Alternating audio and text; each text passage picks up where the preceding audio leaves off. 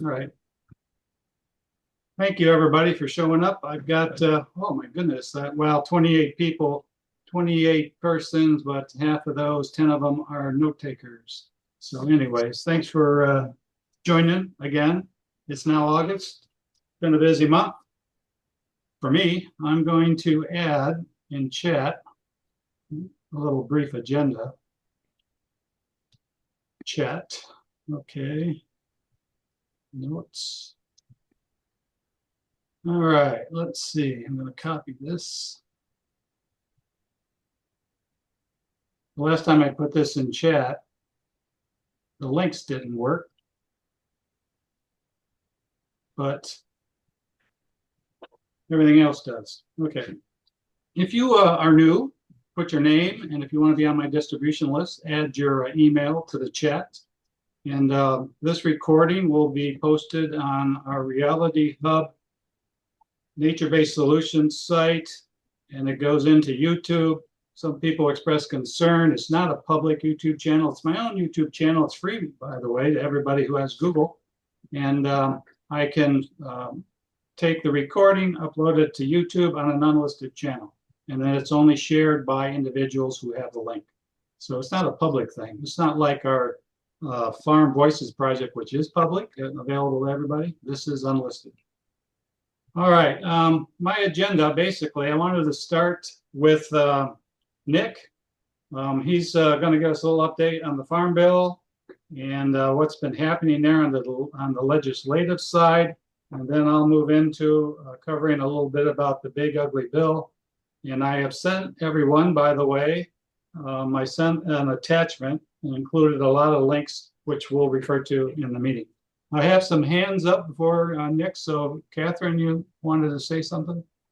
Yeah, and I just put it in the chat too. If you could put your YouTube channel link, Okay.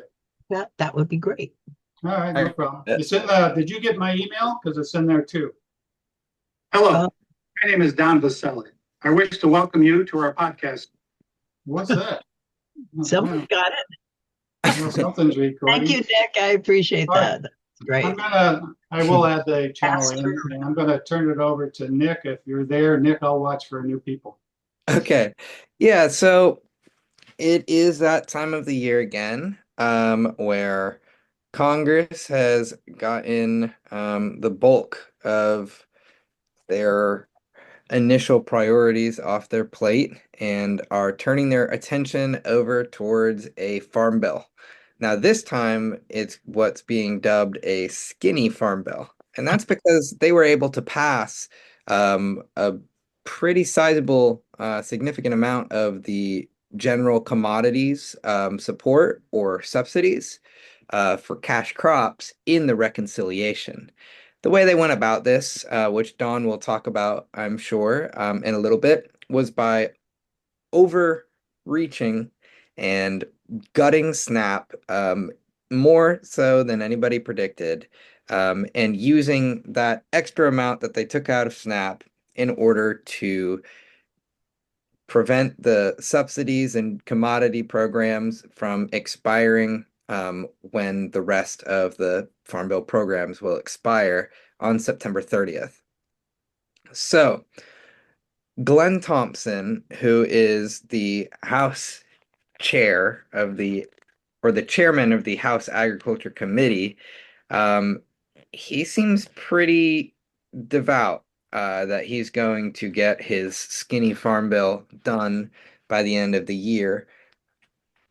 Now, let's be a little realistic. SNAP is a major driving force for how farm bills are passed. And with it in Big Ugly Bill or the reconciliation, I would think that it would take a lot in order for Democrats to come to the table and be willing to go vote for a farm bill that doesn't reverse the damage that they just did to the SNAP programs. That being said, discussions are allegedly underway. I've heard from a few Climate Reality leaders and chapter members in New York who are meeting with newly elected Democrat on the House Ag Committee, Josh Riley. His staffer has said that Rep. Riley is determined to meaningfully negotiate and work towards a farm bill. What does this mean? Well, we haven't seen a clear directive from either Ranking Member Angie Craig on House Agriculture Committee or Ranking Member Amy Klobuchar on Senate Agriculture Committee. I would think that they're going to try and really shore up all the Democrats on those respective committees to try and negotiate as a unified front. None of us will vote for a farm bill that doesn't meet these conditions. What we saw last year was that 4 Democrats in the House Agriculture Committee defected and voted with the Republicans to pass the farm bill through a committee vote. They all cited a variety of reasons, but they were largely for political purposes. They didn't want to have people campaigning against them in these swing districts saying, this guy voted against a farm bill. So there was a lot of self-interest, which is, some would say something that just happens as a symptom of 2-year election cycles. But really what it showed was that under former ranking member David Scott, there was not a unified front from the Democrats. The best we can hope for in order to have a farm bill that meets or is aligned with our values is that all the Democrats will be voting the same way, and we won't see any of those defections like we did last time.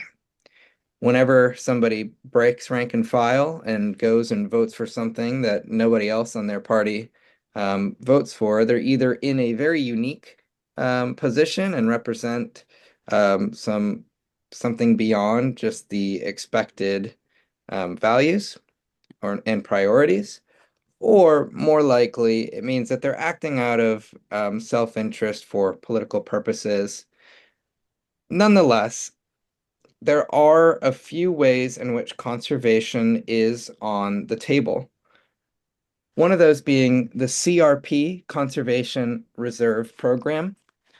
The Senate and the House have slightly different ideas of how these programs should be administered, whether it should be off of a basic soil quality data that is largely not farm specific, but statewide, versus a more, we could just say calculated approach this is the Senate's version, which would require a bit more math and ultimately lead towards more of this funding going towards the prairie areas and the Great Plains, whereas the House's version would be more so the Southwest and South in general. So besides the partisan politics, there's a bit of regional politics at play for these conservation programs. What environmental groups and climate concern groups want to make sure is that with the existing programs such as EQIP, CRP, that they are being delivered to produce the greatest environmental return on investment. Some practices are better than others for climate's sake, and those are the ones that we really want to see given priority. The burning question is, how likely is a farm bill this year? Is it going to happen? We don't know. Once the congressional members and senators come back from their August recess, I imagine it will be the talk of the town. Everybody will be trying to figure that out. But from right now, it's a little bit too early to say. What should we look for? Well, we should keep an ear out for Angie Craig, ranking member of House Ag, and Amy Klobuchar, ranking member of Senate Ag. Those two should be treated as the spokespeople for their respective chambers and the agricultural priorities that will be included on a Democrat-approved farm bill. If they are coming out specifically saying there's no way this bill will work, then we'll know that the Republicans have not compromised and they have retained the original language that they know will never get enough votes. So that's where we are with the Farm Bill. I'm going to pass it over to Dawn to talk a little bit about the OBBBA, the Big Ugly Bill. Well, first, are there any questions for Nick? Any confusion on what we think is going to happen this year on the Farm Bill? I think, okay, Terry Wright's got her hand up. Go ahead. I don't know, Nick, if you have heard of any of Trump's executive orders that are being codified in Congress, or at least they're starting to. But I know that some of the stuff that I follow, for example, energy, they're trying to get his executive order now passed as a bill, the one that would disallow states to determine for themselves what energy to pursue and be allowed. Is there anything like that going on with the Farm Bill that we need to be concerned about? That's a great question, Terry. I haven't heard anything like that so far, but I will say with what you are discussing, some of the greenhouse gas reduction fund programs such as Solar for All, there is a little bit of overlap. As many of you know, the REAP grant, which stands for Rural Electrification Agricultural, I forget what the P stands for. But the REAP grants that provide government and public investment in on-farm solar has been caught in the collateral damage with a lot of his attacks on energy.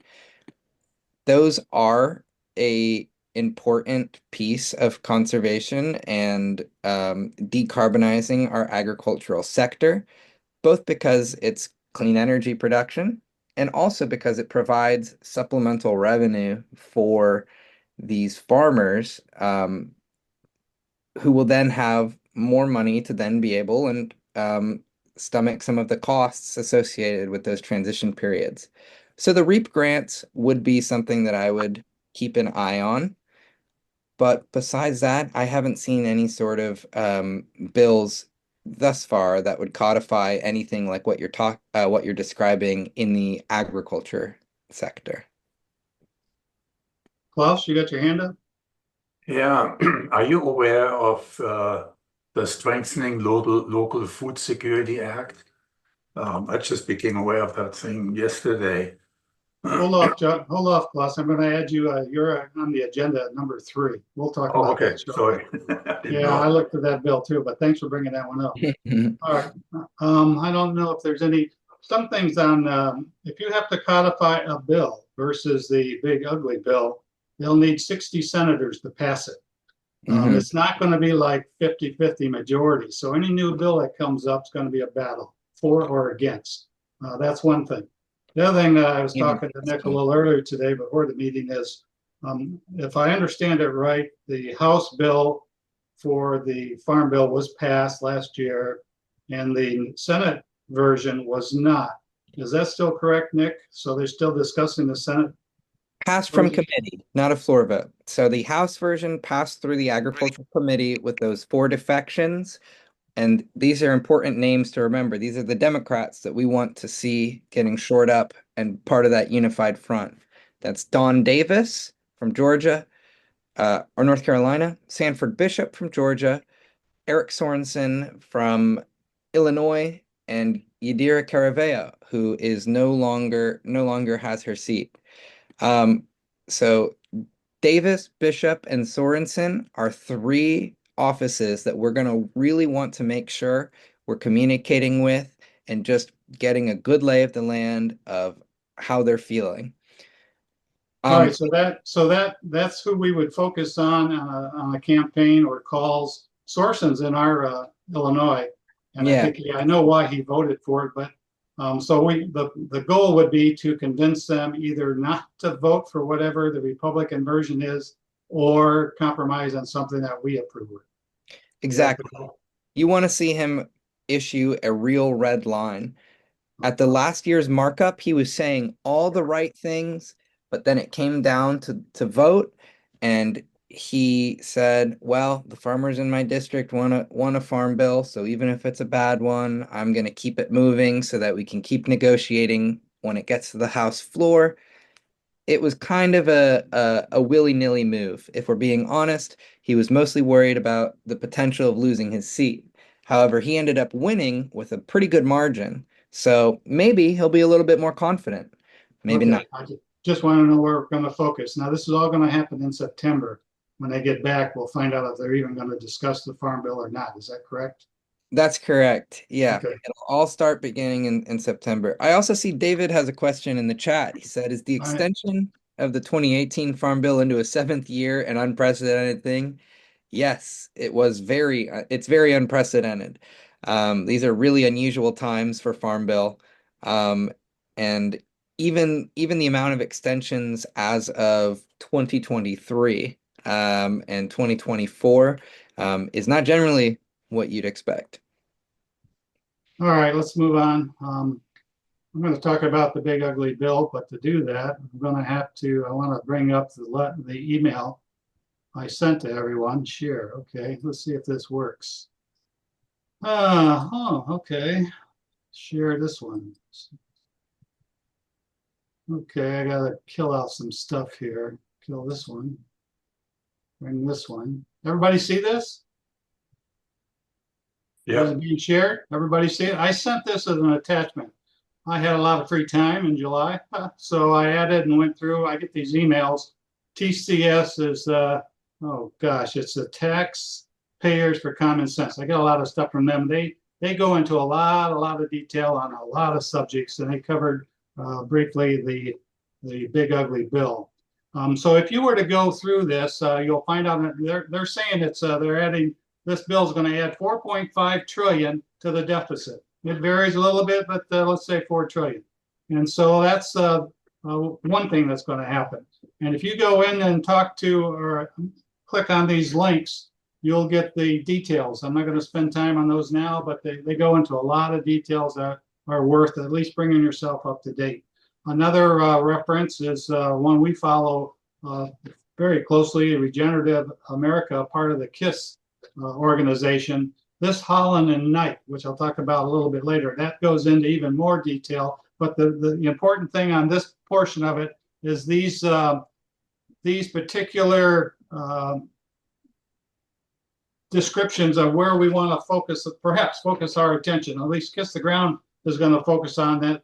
They're going to focus on some of the conservative practices that are aimed mostly to the industrial ag community, farmers. It's all going to the bigger corporations that farm, and not much emphasis, no emphasis on climate aspect. However, in the bill, you'll see references to how many billions have been added. I think maybe Nick mentioned it, but I think 20 billion from the IRA was rolled over into the baseline as part of this big ugly bill. So that is the good news. For example, EQIP would have more money, CRP would have more money. Nothing on REAP though, and that's sad because that was a lot of solar potential there. Just as a side note, I think some of this stuff ends in this year. Others begin next year. So anyways, if you get time, go through this. I can send it out again. But there's a lot of information in these links, and especially in the Holland and Knight. And also I added just a final thing. Let's see if I go down. This National Sustainable Agriculture Coalition. I think in this one, maybe it was this one, there's a reference to the farm action potential for, it's the MAHA health bill proposals. There are some good things in there because they want to cut back on pesticide use. However, you probably know that a lot of the Republicans are trying to pass bills that block any attempts to limit pesticide use in municipalities, state use, etc. And that's a lot of things we're going to have to fight because they're trying to defeat. They're trying to add things to get around the state legislator laws, bills against pesticides and other things used in their communities. So anyways, I've added this. If you didn't get it, I'll send it out again. But I wanted everybody to at least have access to the links. Any questions on this before we move on? I'm going to stop sharing it just to get it out. So everybody, you know what the OBBB, the one big beautiful bill, it's the budget reconciliation bill that got passed on 50-50 vote. They did the same thing that Biden did to pass the IRA. It's nothing new. It's just how the Congress works now. So what we're going to do is follow and try to come up with some recommendations the focus on programs that we want to emphasize in the new bill. For example, on the specialty crops, there's some emphasis we can put on it, get more money for them. We can emphasize, not training, what's the other one? We don't know what we can do with the SNAP part. I don't think, I forget, Nick, if you mentioned, it's 200 plus billion was taken out of the SNAP program. They specifically mentioned 186 or so in that email I sent out. But over 200 billion was taken out. I don't know how much, if any, can be added back in. So those are the things we're going to fight on throughout this year once we figure out which way Congress is leading on the skinny farm bill. So any questions on the big ugly bill as we know it? If anyone needs a link to or a copy of the email with all those links, let me know. I will send it out to you. Put your email in the chat and I'll resend it. Don, I'd be happy to just quickly elaborate on where that SNAP, how that cut to SNAP from the big beautiful bill will affect the farm bill, if you'd like. Go ahead. Yeah, I didn't hear you mention it much. So whenever the reconciliation big beautiful bill, big ugly bill was in the works, the Congressional Budget Office scored the existing programs and basically told the House Ag Committee they needed to find $230 billion in order for them to have their piece moved through to the next part of reconciliation. What the Agriculture Committee came back with was 296 billion cut, and it all came from SNAP. So they, like I said, overachieved and pulled back 67 billion more than was even asked of them because they knew that taking the 230 billion was going to really disrupt the Farm Bill bipartisan coalition. So they decided, well, we may as well get our piece, get the subsidies locked down, and just take even more from SNAP. So that's why that big ugly bill did really hurt the chances of a farm bill, skinny or not, passing this year. Any questions on that so far? Everybody up to speed now? Farm bill, big ugly bill. Keep in mind, we got to figure out what we're going to advocate for the rest of the year. So keep your eye out for some of the new things coming out from Congress on the skinny farm bill. We'll see where we can focus our attention. All right, if that's no question on that, let's move on. I think Cindy's here. Cindy, can you give us an update on your urban ag activities out west?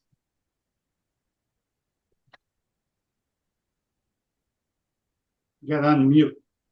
I just realized that, sorry. Go ahead. Yes, I'm running the Urban Agriculture Network, which is not just out west, it's national.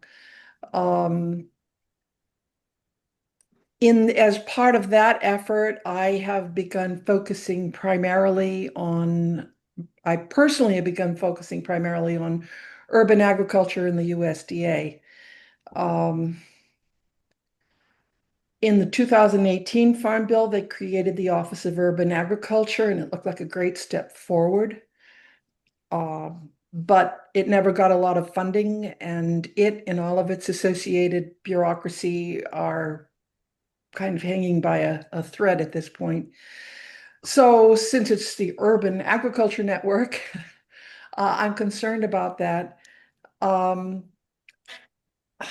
I'm sorry. Where the hell is it?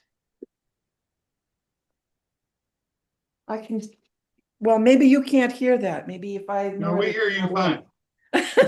Okay. We hear you fine. Um, uh, the Office of Urban Agriculture. I am about to launch a campaign to shore it up. Um, for one thing, let me put everything in the chat. I'm sorry, I'm too distracted at the moment. I have things going on around me, and All right, no I will problem. put the contact information in the chat. The big deal is urban agriculture in the USDA. There are 27 cities in the country that have what they call urban ag counties, county committees. I would really like anybody who's in one of those cities to put up their hand, attend one of our meetings, if you're at all interested in following on what's going on in your county committee. I know ours has not met regularly.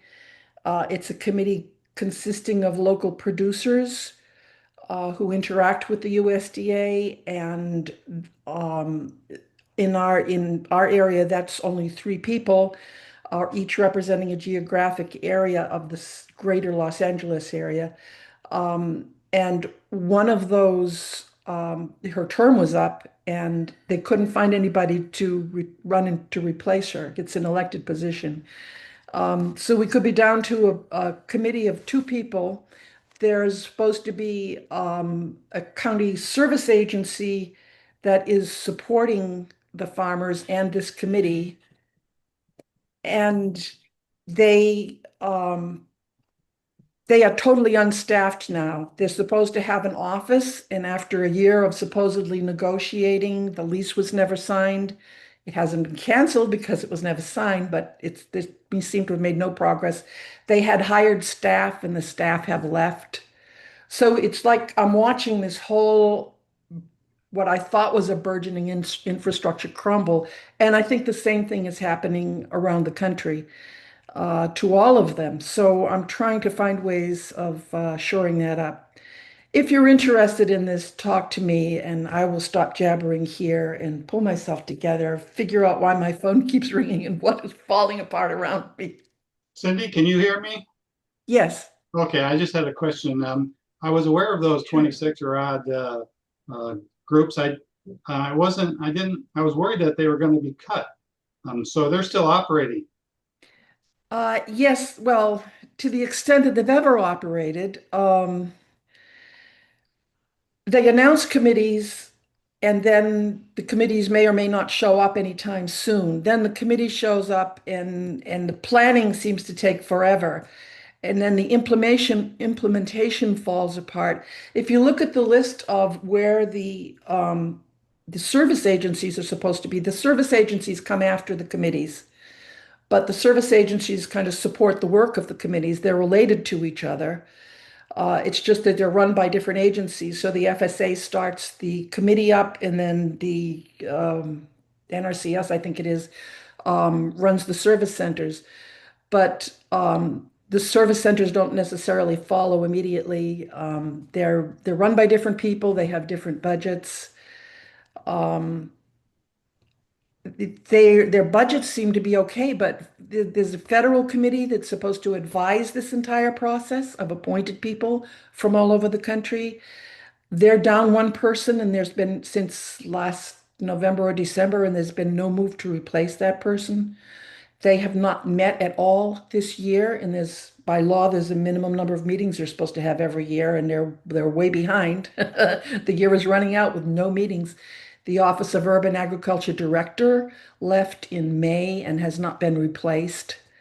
I'm sorry, he has not been replaced. Well, and that might be why the advisory committee is not meeting, because their job spelled out in the Farm Bill. Their job is to advise the Secretary of Agriculture. Um, and but naturally, the Secretary of Agriculture doesn't have time to talk to everybody, so there's a designated person in between the committee and the secretary. The designated person calls the meetings and takes the reports back to the secretary. That designated person is the guy who left in May without being replaced. So, it's supposedly there, but how effective can you be when the head of the agency is gone and the office was never leased and the staff left and Well, what nobody's what I'm trying to get to, Cindy, yes. is there money available? Are you aware of any money from the USDA for the food distribution and farmer use? No, I'm not aware of it, but part of the problem is it's not like the Office of Urban Agriculture gets a budget and then uses that budget to give out grants, which is one of the things they do, and to run the service agencies and to finance the committees. It's not like that.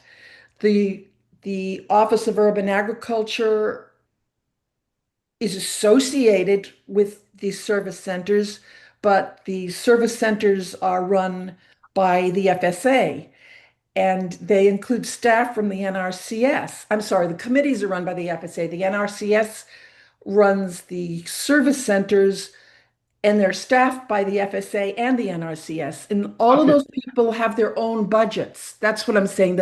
The money that's going to urban agriculture is coming from a lot of different sources. And I don't think the grants that they give out come from a lot of different places. You can apply for a grant and to one agency and they'll say, well, you know what? They're tapped out right now, but we've got this other grant over here being given out by somebody else. So they never had much money to begin with, but the money they have isn't really a measure of what they're able to do. All right. Well, the reason I'm asking is I'm only aware of one USDA bulletin that came out earlier this year, granted 14.4 million for this purpose. That's a drop out of the bucket that was canceled. I know that all the other grants were canceled if they hadn't already had their request in. They were no longer getting any money through the states coming out of the agriculture USDA programs. And in Illinois, for example, they've actually shut down that distribution channel. So basically, I'm only aware of $14.4 million, the USDA. I can send you the link. I don't know how they're handling that, how the grants are being distributed, or I think they're grants, but how you would apply for them, I don't know. I'll send you the link. Yeah, that sounds like the budget for the office, but that's the budget for running the office itself. It's not all the money that goes to urban agriculture. Well, I thought it was. I thought it was for food distribution. It is for urban agriculture, but it's not the only money that's for urban agriculture. They have sources of income that are not their own money to distribute that they can funnel people to, that they can use. The FSA on its own decided to run, I'm sorry, the NRCS on its own decided to run the service centers. Okay. They're one of the things I'm concerned about, but they're a totally different budget. All right. And they're not even authorized in the Farm Bill. That's just somehow they have latitude about what they do with some of their money, and that's what they chose to do. So I'm not even trying to track all that down. What I'm looking for is to get the structure of the Office of Urban Agriculture itself steady. I want there to be a director. I want the advisory committee to be fully staffed. Before they get the director, they can have another intermediary appointed so that the advisory committee could still continue to meet and bring their recommendations to the secretary. The public has access to that committee. You can attend the meetings, you can email the members, you can call the members, you can speak at the meetings, and they do pay attention to that. It's a way to connect directly to the USDA about urban agriculture, and it's not meeting. Okay. I think I understand now. Okay. I'm trying to figure out how to focus on that in the future. Okay. I'm sorry, I have one more thing to say. Go ahead. I have I have some ideas myself of specific things that we should try to do. Okay, thank you. And I have found other people who have I heard you. specific ideas. I'm trying to gather them together. And I'll have So more. you're gonna send out something that we can refer to and help you out with?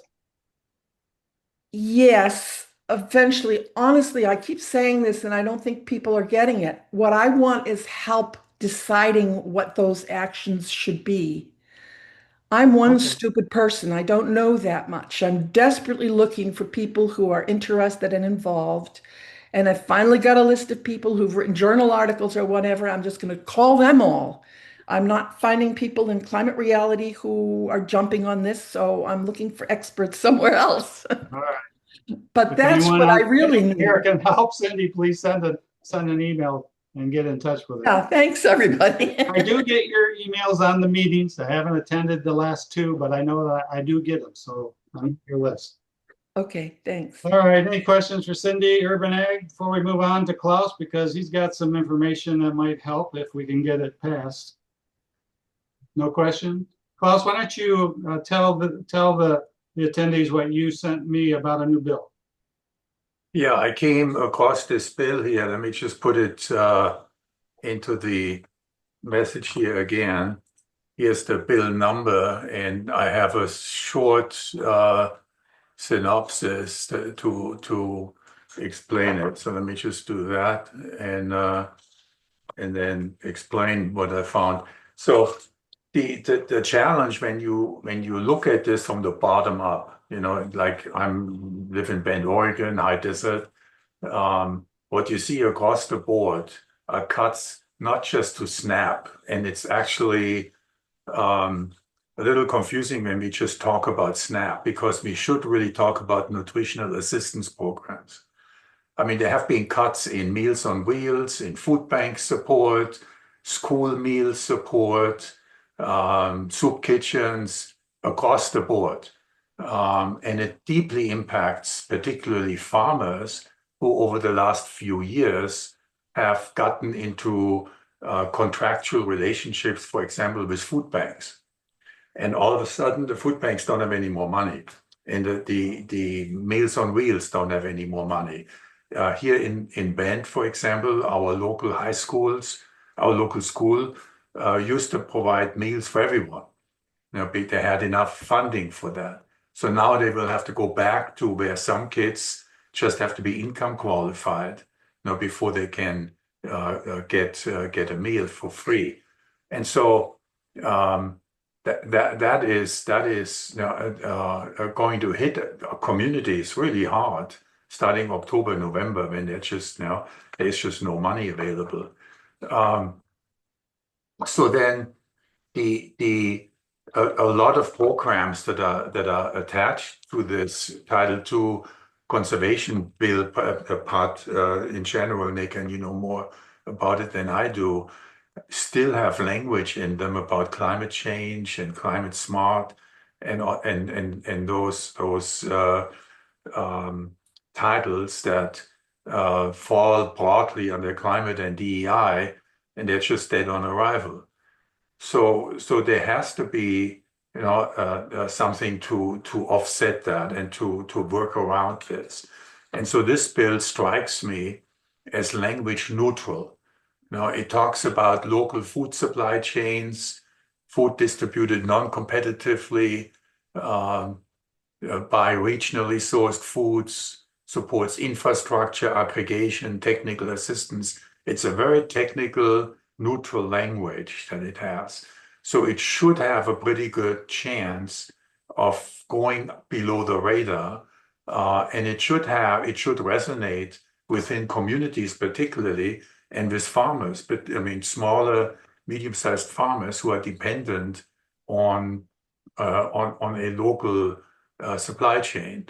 So my recommendation would be to really focus on this thing and push it out. Right now, it's only submitted. It hasn't been picked up by anybody. You have 2 senators who submitted it, but it needs to go into circulation, and that means it needs to be picked up. So it needs to go. It does require calling and focusing attention on it. So it would be great, if there was a general campaign around this to help these committees to understand this is something that's important to their voting base, at the community level. So it's just, I mean, the money in there is not that much. I think it's $400 million. By the time it's $200 million annually, plus 200 million authorized through 29. It's not, I mean, when you talk about hundreds of billions, it's a top in the bucket, but at least it opens the door, to recognizing that you need to maintain nutritional assistance for communities. And since this is a USDA-run program, it may pick up other funds. It may pick up local funds. It may pick up state grants and so on. So that's my suggestion, is to focus on this bill and give it a push. All right, I understand. It's bill number S.2338, and I think it was released on July 17th. It's in committee. So we'd have to push other people to become co-signers, basically. And Yes. that would be money that could be used for grants for food distribution centers that lost money, if I understand that correctly. Yes. All right, got it. All right, any Who are questions? the originators of the bill? Jack, Who wrote the bill? Pardon? it's Democrat Jack Reed and Yeah. Republican, Oh, Jack Reed did? yeah, from Rhode Island, and Yeah, Republican Jim Justice from West Virginia. Oh, there's Justice two. even got in That's on new. it. Last I checked, there was just one co-sponsor. All right. I Anybody else also- have a question for Klaus or what we've talked about so far? I wanted to flag Thank really you. quickly that a version of this bill has been introduced in the House as well, from Republican Robert Bresnahan. And you'll see that it's going to be co-sponsored by Rep. Valadeo and Rep. Riley. What's Yeah, the bill number? number? Do you know? I don't have the bill number just quite yet. Let me find that. All right, well, that's good news. That means there's interest from the Republican side. Okay. What is it called, Nick? I believe it's called Local Farmers Feeding Our Communities. That's new. All right. Well, whatever you have, put in the chat. And before everyone leaves, grab a copy of the chat. Click on the buttons at the top, and you can save that chat. I'll And also Klaus, include it. what was the name of the House bill again? It doesn't have a number yet, but it's called. No, I mean, I'm sorry, the first bill that Klaus talked about. Oh, so the And Senate it's called Strengthening Local Food Security Acts, and the number is 2338. And then the House of Representatives version is called Local Farmers Feeding Our Communities Act. Oh, and it does have a number. It's HR 4782. When did they release that one? Very recently. Okay. July All right. 29. Yeah. All right, good. Well, that's, again, it's tough to get these bills passed in the Senate as well as House. So, Mm-hmm. all right, any questions for anyone on the subjects we've talked so far? Any confusions we can clear up? All right, last thing on my agenda was the Farm Voices Project. Good news, in July, we surpassed 20,000 plus views, and that's only with 12 interviewees. So we have 2 or 3 more farmers in the pipeline. Sue, who's on here, is one of them, and another one, I can't remember the name, and since Kevin's not here, I have to look it up. But the interview was done some time ago. We just needed a new intro, so that'll hopefully will get released. Basically, when they have the interview with Kevin, then we have to send out a release form, and I need that before we can upload it to YouTube. And then I do short clips, and I release them right now. I release 1 or 2 on Mondays, and then we've had a very good viewing from the public. And we just need to update some of the intros going forward because of the changes in the Farm Bill situation. So anyways, that's good news. We're spreading the word on the Farm Bill, best we can do, and regenerative agriculture in particular. Where I see things happening, even if we don't pass a Farm Bill, is we need to continue our emphasis on education, both for the farmers and the public. There's a lot of reasons for that. I think the latest survey I saw was only about 10% of the public know what regenerative agriculture is. Probably even less know that you can get food that's regenerative organic certified. I have started the process, for example, buying certain foods. For example, I buy grass-fed beef, I buy organic milk, organic cream that lasts longer. It's just a lot of better benefits, but we need to spread the word, and we can continue to do that through the channels we have. We have the Farm Voices Project that we can spread the word. We have the Action Network, we can spread the word. We have the Climate Action Now app, mobile app that we can use to do the same. And so whenever I see things come out, I put out emails on my distribution list. I have about 250 people on it. So you'll be notified when an action alert comes out that you can participate in our advocacy for the Farm Bill. So that's all I have. I got 10 minutes. Anybody have something new, an area that we could explore or something in particular? Pam, you got your hand up.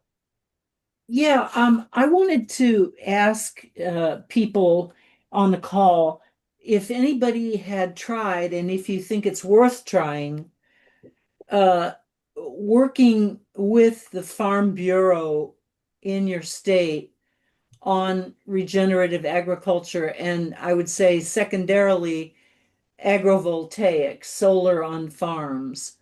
And I'm asking that because generally the Farm Bureau is on the other side of, or they tend to be opposed to a lot of environmental bills. But what I'm wondering is whether soil health and restoring soil health, and also the profitability potential of regenerative ag, along with the profitability potential of solar voltaics, could those be ways of allying ourselves, at least in this narrow way, with the Farm Bureau? And could they, A, get to more farmers, and B, get to more legislators? Since they have a very strong voice in our state legislature here in Illinois, and I'm assuming they have a large voice at the federal level. Anybody have any comments on that? Would it work? Hey, I can comment on that a little bit. I figured you might. Go ahead.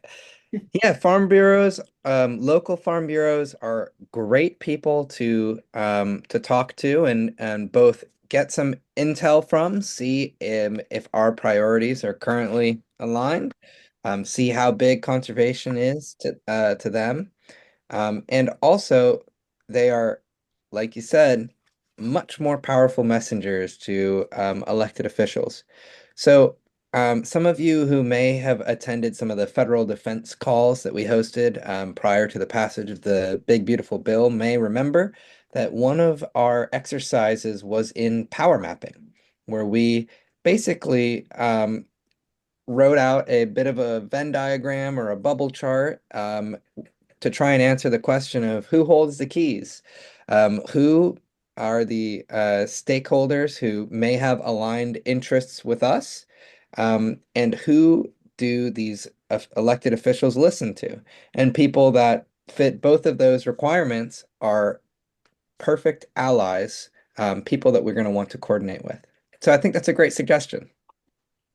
Well, I Okay, wonder guess- whether, Don, whether the coalition, we're going to hear from other people, but I wonder whether members of the coalition might be able to try this in the states where in a few states where we have mainly red legislators and who might be open to messages from the Farm Bill, on the Farm Bill.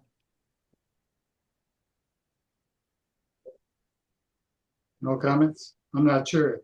Why Darshana red has states? How about blue Darshana. states? Don Darshana has her hand up. Yeah, okay. Darshana, question? My question is different than what you guys are discussing. I was just wondering earlier your comment about organic products to buy, the list of products to buy.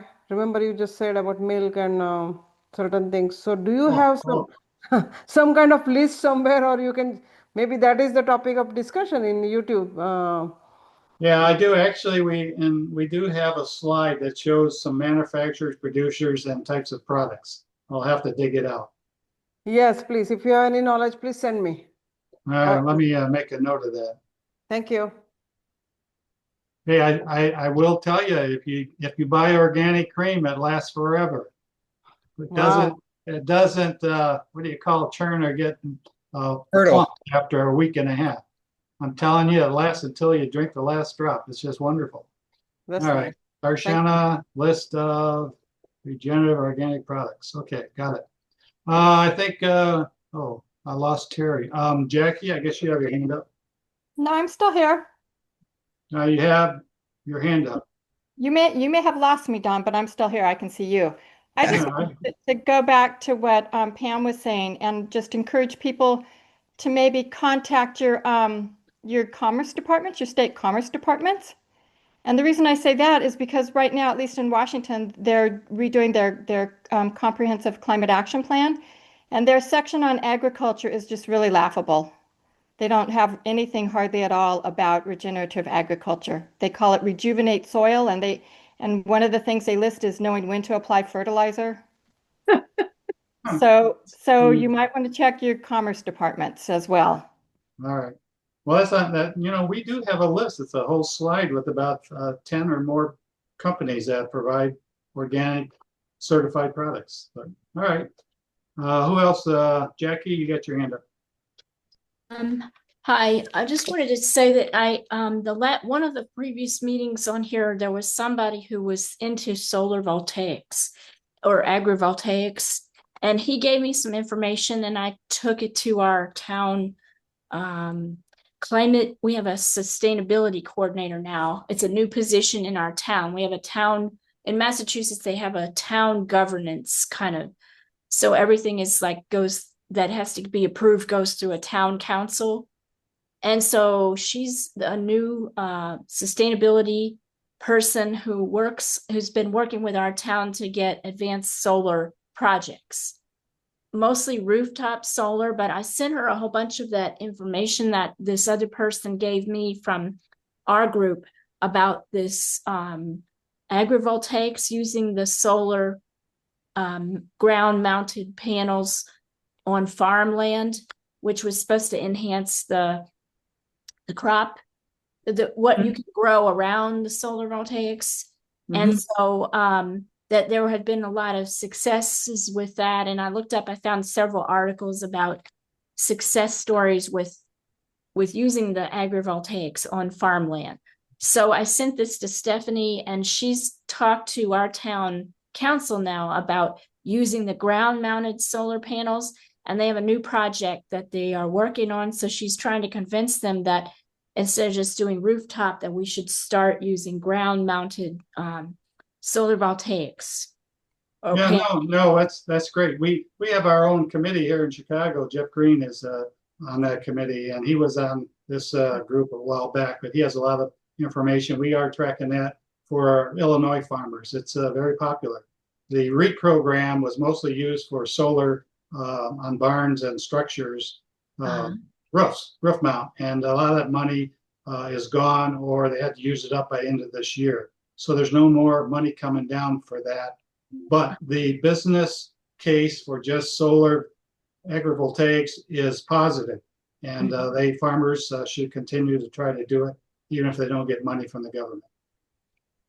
Yeah, so we're working on, we're getting some, we still have funding for solar in our state. For some reason, we're advancing another solar project on a country club golf course. It's going to be converted to a solar farm. Oh, wow. It's like the next thing, and that's where the ground mount is going to go. But she sent this, all the information that I shared, that the person shared with me, and then I shared with her. So it was kind of like we made some progress, on this area. This, But, as far as farmers go, even in the Midwest, a lot of them installed wind turbines because they get $1,000 for each one a month. So it's saved their farms. So they are very interested in solar. That's great. All right. Anybody else? That was it for my agenda. I don't think I have anything else that I can think of to talk about. Our next meeting will be second Thursday in September is the 11th. So if you have anything, send me an email and I'll work on it. Also, copy the chat. I'll upload this video, this recording tomorrow, and post it on Reality Hub. And then I do send out an email and include a link to the recording on YouTube, and I'll include a copy of the chat, which has some links in it. All right. Well, thank you, everybody. Thanks for attending. Any last minute questions, or can I just sign off? I'm going to close. See you next. Stop the recording.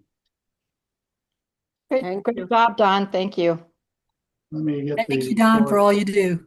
Oh, you're Thank welcome. you, guys. Thanks, Don, for everything. Thank you. Thank you.